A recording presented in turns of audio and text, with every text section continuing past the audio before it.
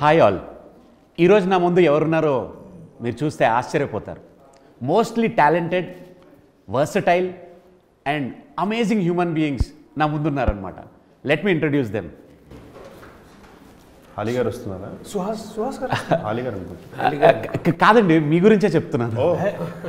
అంటే amazing human beings అంటుంటే straight question, ఈ మూవీ సారంగపాణి మీకు ఎలా వచ్చింది ఆపర్చునిటీ? ఎలా వచ్చిందంటే ఫోన్ చేసి ఇచ్చారు. స్ట్రైట్గా చెప్తే స్ట్రైట్ అంటే ఫోన్ చేసి వచ్చిందా? ఫోన్ చేసి ఫోన్లోనే వచ్చింది యాక్చువల్లీ. స్టోరీ కూడా ఫోన్లోనే? సగం ఫోన్లో వచ్చిందండి, ఇంకొక సగము అక్కడ టేబుల్ మీద ఇచ్చారు.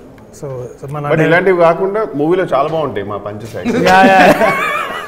స్టార్టింగే ఒక పంచ్తో మొదలైంది కాబట్టి అమేజింగ్లీ మీ ముగ్గురు కాంబినేషన్లో ఐ థింక్ పంచెస్ అదిరిపోయి ఉంటాయి. So what is that one point ఈ పిక్చర్ మీరు యాక్సెప్ట్ చేయడానికి రీజన్?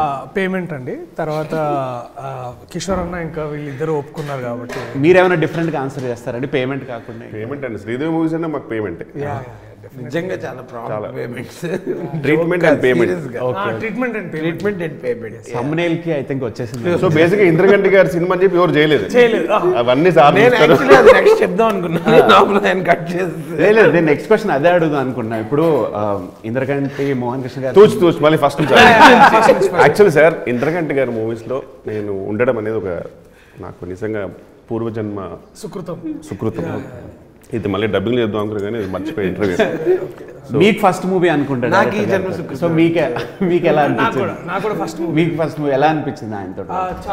చాలా మళ్ళీ ఆయన ఏ సినిమా చేసినా అందులో ప్రతి సినిమాలో క్యారెక్టర్ చేయాలనిపిస్తుంది. కానీ ఏదేమైనా సార్, ఇంద్రగంటి గారి మూవీస్లో నేను హర్ష గారు ఏంటంటే అంచెలంచెలుగా ఎదుగుదాం అనుకుంటాం. స్టెప్స్గా మనం డైరెక్ట్ పెంట్ హౌస్కి వెళ్ళిపోయాడు ఈ సినిమాతో. లిఫ్ట్ తీసుకోకుండా ఆ విషయంలో మాకు కొంచెం ఉన్నా హ్యాపీగా ఉన్నాం, ఎందుకంటే వీఆర్ అమేజింగ్ హ్యూమన్ బీయింగ్స్ కాబట్టి.